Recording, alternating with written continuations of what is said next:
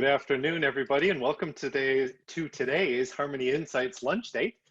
My name is Erich Kurschat. I'm the founder of Harmony Insights LLC, a company that allows me to work with organizations and consultants using the DISC personality assessment. So many companies are doing that online these days, not only the completion of the assessments themselves, but then also the facilitation portion with their teams, bringing teams together to really understand how to connect with each other meaningfully and productively excuse me, in the workplace, and also with their respective audiences. You can find out more about that at harmonyinsights.com. I'm also the founder of the HR Hot Seat Inclusive Mastermind community. At last count, we had around 2,600, maybe over 2,600 members in 10 different licensed chapters around the country. And we're bringing people together virtually in all chapters and entirely for free, which we've always been, helping HR pros connect with each other with the resources and the inspiration to really do their best work. And so that's something that I'm very passionate about, especially now when I think we can really use that meaningful connection. Speaking of meaningful connection, that's why I started these Harmony Insights lunch dates a few months ago. You know, we were ordered to stay in our homes and not see anybody and close the window shades and shut the doors. And I thought, wait a minute, you know, if I'm going to do my best work, I need to be inspired by those folks in my network who really have something important to say. And today's guest, Julie Turney, is easily one of those people. Julie, welcome to today's Harmony Insights lunch date. Thank you for having me. So glad to be here, Eric, and see all of these amazing people that you have joining you for this lunch date. Hi, everyone. Julie is logging in from Barbados. I pled I begged her, you know, allow me to come. I will bring masks, I will bring sanitizer, allow me to come to you, but it turns out it wasn't in either of our budgets. So we decided to do this on Zoom. I am just so thrilled to have you with us. You and I met, as we were talking about yesterday, actually. You and I met initially through Hacking HR and a panel discussion, a fireside chat we had with our third introvert sibling, Tracy Spanenberg. Yes. And we had a great conversation about introversion, what comfort zones look like, and it's out there, a recording of it is out there. And immediately I thought, this is a woman that I want to get to know. This is an HR colleague that I'm excited to learn more about. And you, as it turns out, are kicking butt and taking names in Barbados. I am doing the best that I can. I came to you, as many people know, I choose my guests and my guests choose our topics. And I came to you and I said, Julie, I would love to feature you on a lunch date. What do you want to talk about? And you proposed what we have called What I'm Learning in My Year of Yes. Yeah. Something that I'm familiar with and something I'm excited to bring our attendees in on today. What is it? People will learn more about you, what you do and how you do it through our conversation today. But let's start with, what is it about this topic that really lights your fire these days? So this is actually one of those funny things that I have just learned to say yes and just enjoy whatever comes out of it. And I have had the experience of meeting some really amazing people. Some of them I am seeing on the screen in front of me right now. And most of these people I've met on LinkedIn. That is such a powerful platform, and I think that so many people don't use it correctly. But the people who do, it really does bring great joy to meet a lot of amazing people. I see our sister has joined us, smiling away. Tracy Spanenberg. Yes, and actually, what I'm going to say actually came from her, which was, you know, she said part of her journey, Miss Tracy Spanenberg, was, you know, saying yes and figuring it out later. And I have learned to adopt that philosophy. I'll say yes, figure it out later, like this, right? How many times did you invite me to be on this lunch date? I knew I'd eventually get you. I'm finally here, yes, but it was say yes and figure it out later. All but right. Like, you usually have such a big audience, and I'm an introvert, Eric. You know how that works for me. I do know, you and I both. So we're both sweating under the collar just a little bit right now, but I'm sure we can make it work. It's true. Look. So here's the deal, Julie. I would love for people to have just a sense of who you are, what you're doing in Barbados. So I have a lot of people on who are, we'll say, service providers, you know, that are representing an organization. They're serving HR professionals or leaders in general. And you, Tracy, as well, have made kind of fit into this bucket of folks who are doing a whole bunch of things, but are still first and foremost practitioners. And Yes. you have been for a while. Can you tell people about the work that you do just briefly to kind of set the stage for our conversation today? Okay, I will do this and try to speak as slowly as possible. I am the HR manager and talent scout for a small tech company here in Barbados called Hyuna International. And what they do is they provide services similar to Netflix, but movies, ebooks, video games, music. So streaming services, and I work with a bunch of developers and tech people who always try to talk circles around me when it comes to tech, but I'm learning a lot. And we have a call center of about 56 agents who answer customer service queries on chats and calls and emails. That's my 9 to 5. That's what I do every day, Monday to Friday. Outside of that, I am the Chief Energy Officer for my own consultancy, which is HR at Heart Consulting. And in that space, I coach HR professionals and teach them how to lead with purpose. Because we know that in our space as HR professionals, that's, you know, it's a difficult space that we sit in. And sometimes we feel like we're alone. We feel like we don't have a voice. We're sitting in a team, but we can't quite figure things out. Sometimes you want to scream and shout. We all know it. You want to talk to your spouse, but they don't quite get it. Or you're talking to a family member and they don't quite get it. And I'm the person that gets it every time. So come talk to me. And outside of that, I'm the lead organizer for Disrupt HR for Barbados, Jamaica, and Trinidad and Tobago. And I run a podcast called HR Sound Off, which I talk to HR professionals, amazing people. Some of you on this screen have been on my podcast or are about to be on my podcast, and have amazing conversations about clearing up a lot of the misconceptions that people have about us as HR professionals. You know, a lot of people, we've heard it all. We've heard all the negative stuff about our profession, but I'm here to set the record straight that there are some really amazing people, and it's not my fault that they don't work with you, but here they are. And I'm gonna show you who they are, and I'm gonna clear up the many misconceptions that people have about us and just set the record straight. I want to unite the HR community. A long time I felt like I was alone in that space, and in living in my year of yes, I have learned I am not alone, and there are a lot of amazing people out here who want to do the same thing that I want to do, create great places for people to work, give people the opportunity to develop and grow in the best way that they can. I'm here for all of that, and I'm everyone who wants to be a part of that. And Julie, what you haven't said so far, and you mentioned an impressive list of things that you're doing, you are also a podcast guest, a regular podcast guest. I know you were recently featured on the HR Social Hour half-hour podcast with Wendy Daly and John The Thurman. amazing Wendy Daly, yes. Wendy Daly will be joining me soon for a lunch date. We'll tease that at the end. I cannot wait you've for also that. been working on a book, right? And I am so writing a book. We're going to include a link to be able to pre-order that in a follow-up email to attendees with other resources. So Julie, given this laundry list, you know, there was a time where there was a Julie who didn't do these things. That's right.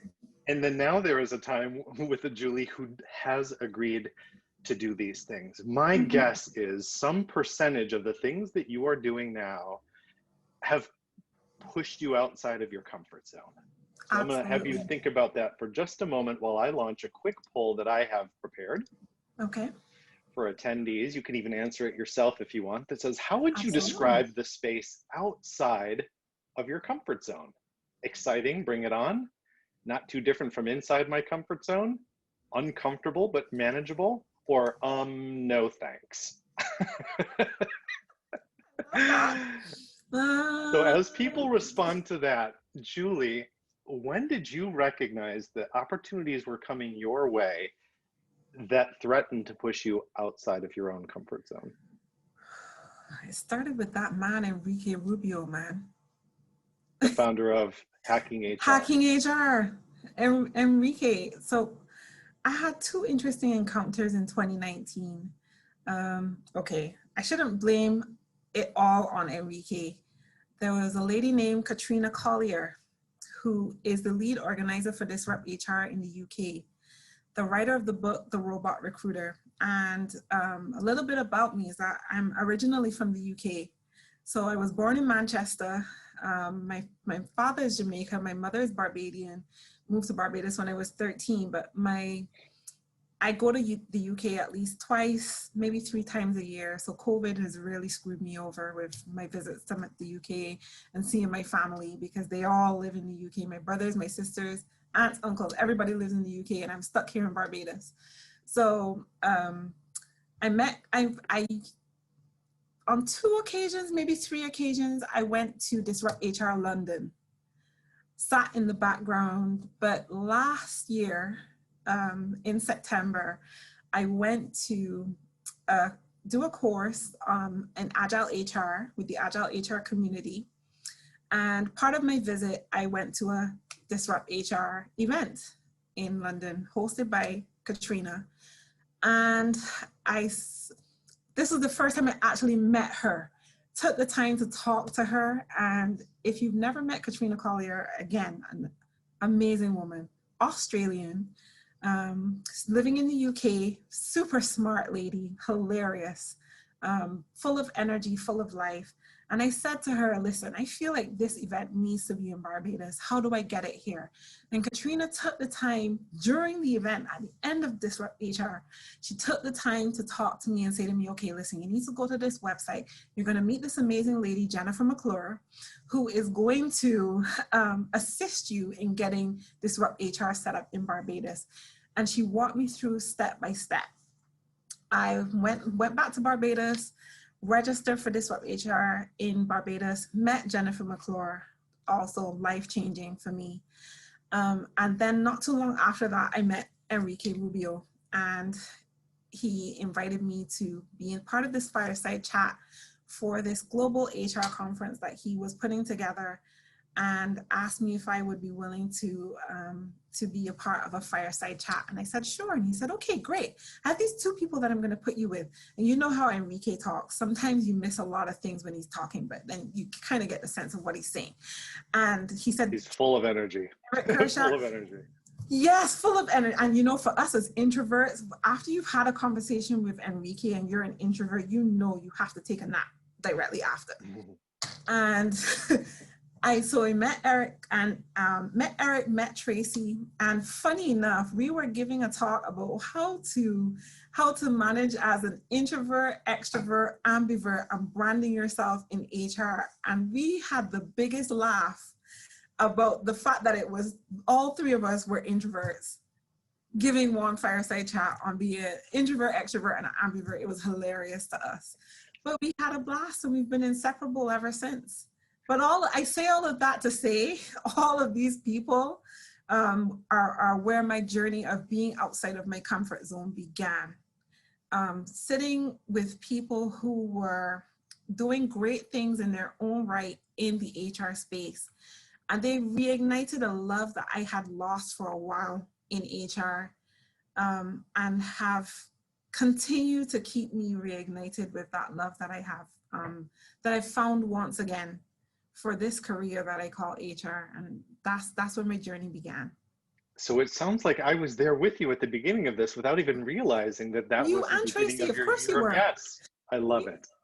I love it. So honored to have been there. Well, I want to dig a little bit more into that. I'm going to end the poll real quick. Everybody has participated who is going to. I'm going to share the results. It looks like 30% of our audience says that they're excited outside of their comfort zone. I love that. 4% says, not too different. And then 65% is saying it's that space is uncomfortable and manageable. When I'm speaking on the DISC personality assessment, one of the things that I like to say is, I heard a quote along the way that says something like, anything worthwhile that's going to happen to you in life is going to happen just beyond the Your edge of your comfort zone. comfort zone. And for some of us, that comfort zone is so well defined. And I know the minute I step beyond it, but at least if it's in my control, or so I think, I can control whether I'm stepping beyond it or not, right? And so I can limit myself or not, and I feel some sense of stability because I'm in control of that. When people are coming to me and encouraging me to step beyond, I can sometimes, and I'm interested in your perspective on this, I can be conflicted about it. I can see the value. I can understand that I'm in control of saying yes and accepting that opportunity, but I also know how it's going to feel out there. I know it's going to feel uncomfortable, perhaps manageable, maybe not, depending on how I perceive it. So as we had our conversation with Hacking HR, and additional opportunities are coming to you. What were some of the specific challenges that you faced that you think other attendees here today probably face when it comes to being open to opportunity and to saying yes, even if you're not quite sure where the opportunity is going to lead? So I think the first thing for me is like fear of failure. What if I suck at this? Then I've embarrassed myself in front of the entire HR community.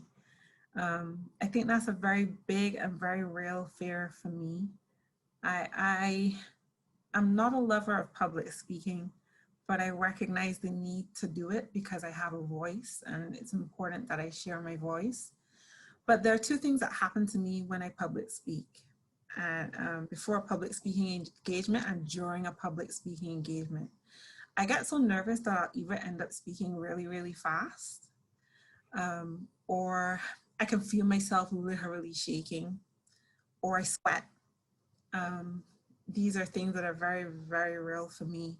And it doesn't matter if it's my podcast or something like this or an actual face-to-face event. That fear of failure is very real to me. Will what I have to say have an impact on someone, anyone? Will what I have to say add value to someone's life, or won't it? And I think that's a very real one for me, because being in the space of human resources where you are impacting people's lives on a daily basis, you want to know that what you're saying is going to add value. When you're doing it in the space of speaking to fellow HR professionals, it's even more gut-wrenching to you, because you know that these are people who are sharing the same space as you, and they're looking for you to add something that they don't have. And am I going to be able to do that every time I say something? I hope to God I can, but I don't know. These are things that are very real for me when it comes to that fear. And how knowledgeable am I really when I say stuff? Those are things that are very real to me. And it seems like what you're saying wouldn't necessarily only apply, to HR professionals, which is the world that you and I are in, but we have people joining us. I know we have somebody who is a CFO and does CFO work. We have a number of people who are in job transition. We have leaders at all levels of the organization. My guess is what you're talking about in terms of, I don't think you said these words, but sort of the imposter syndrome. Yes. And if people aren't familiar with that, I would Google that immediately following our conversation. That this is something that many of us deal with regardless of our audience and regardless of the opportunities that come our way. Absolutely. And I think that it's one of those very big challenges for me, especially as I sit and I write this book right now, or like when I started my podcast, because the first thing you think is like, who gives you the right to think that you could put this out into the universe? Like, what makes you feel that you have the right to do that? And for me, I lived in my head for so long about a lot of stuff, whether it was Disrupt HR or whether it was about my podcast, no matter, even my book, because this book has literally been in my head for about 5 years. The things that I'm going to say in this book are things that are not uncommon, but I'm putting a different spin onto it. Even my podcast, because when you look at it, when I did my research, and I was like, there's so many HR podcasts out here. What is going to make you so different to everybody else when you put this podcast out here? But it's just doing it anyway. Do it anyway. Do it afraid. Do it scared. No matter what, just get it done. And you know, your audience will come. Your audience will come no matter what. And I think part of this, what shifted that change for me, was a lady, again, who I met on LinkedIn. Two ladies that I met on LinkedIn. Cher Jones, who is out of Toronto. She has a LinkedIn live called Just Ask Cher. Shares a lot of nuggets in there. And another lady out of Jamaica called Dr. Terry Corral Reed. And Terry Corral Reed was a former Miss World, Miss Jamaica. And she started posting things on LinkedIn, regardless of the algorithm, regardless of all the things that LinkedIn would say don't do, Terry did. And she found her audience and she found her niche. And so for me, that's the space that I live in now. Doesn't matter what the algorithm says. It doesn't matter what the status quo is. I'm going to do it, and I'm going to do it anyway. I love it, because when you say algorithm, I think of not only just a computer program, but the algorithm of life, you know? So if you're in job transition, what does the algorithm tell you should be doing, that your strategy should be doing? And how can you instead embrace opportunity that you might not otherwise? Push back against that expected algorithm maybe, and say, you know, when the internal voice is saying, who are you to apply for this job? You don't have the experience for it. You don't match all 5, you know, essential qualifications for this job.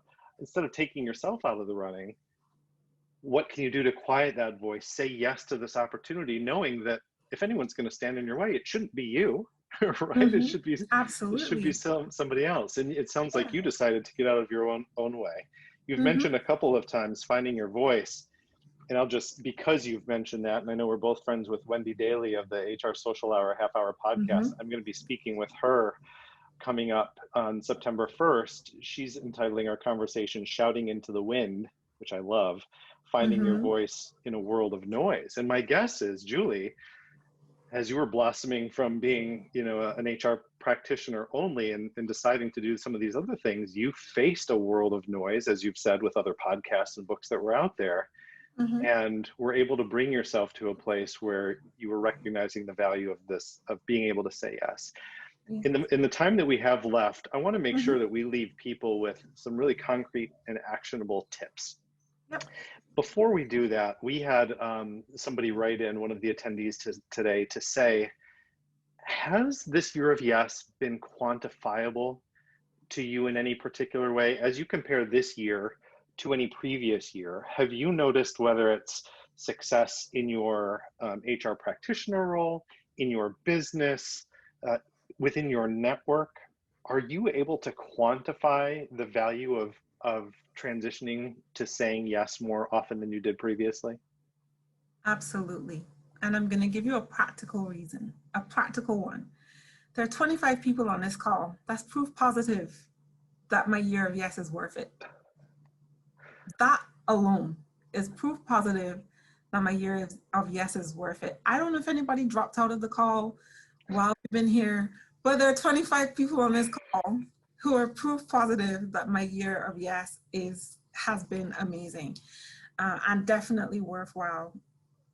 The value that I have gained just in meeting so many of you, like Mary, I see Mary all the time in my LinkedIn comments. Hi, Mary. Wendy, Lord, love you so much. I see Aura, and I met on LinkedIn, and Aura is from Vancouver, and she moved to Barbados. And we've become really great friends. We do a lot of stuff together, and she's my business partner now.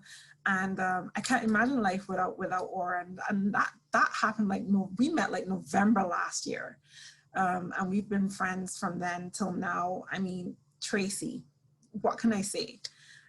You, Eric, like the value that you guys have added to my life. And I'm sure that there are Carrie Ann Brathwaite, who is sitting there all quiet. And I'm so glad to see you on this call today, Carrie. Carrie had surgery last week and she's still here supporting me. Like, I cannot even talk about all the amazing people. Jenny Sparks, who I met recently.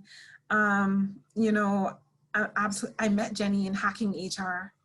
There are so many people on this call. You hear that, everybody? What Julie's saying is that you are proof that her year of yes has been worth it. That's a big deal.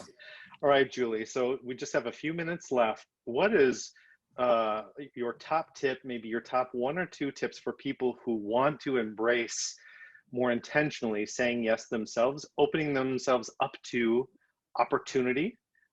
It can be calculated. It doesn't have to be throwing caution to the wind, of course. It can be calculated opportunity. But what are your top tips for moving people in that direction who really believe and embrace what you're saying and want to incorporate these practices into their own lives? Be conscious of the opportunities that are coming your way. And as long as they gel with your values, do it. Do it and do it. Do it afraid, do it anyway. Say yes, figure it out later. There must be someone in your network that you can at least come to and say, look, this thing has come my way. I've never had this before. Don't know what to do. Tell me about it. I got my first keynote about 3 weeks ago. And the first person I messaged was Tracy. I was like, Tracy, I got this keynote and I don't know what to do. And it's in Colombia. Then I messaged Terry because she speaks Spanish, and I said, Terry, I need something in Spanish to show these people that I can relate to them in some way or the other. So there's, you know, whenever you get an opportunity that comes your way, say yes. If it gels with your values, say yes, figure it out later. Give me a call. Call somebody in here that you know, and we'll figure it out.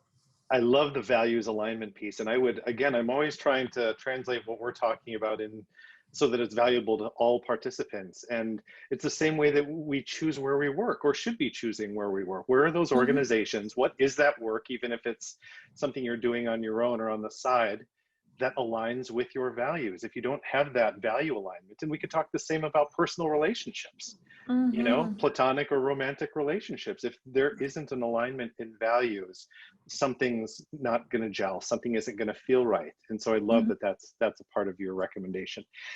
This always happens, Julie, where we get through our 30 minutes and there's plenty more that we could talk about. And people are going to want to hear more from you, more about you.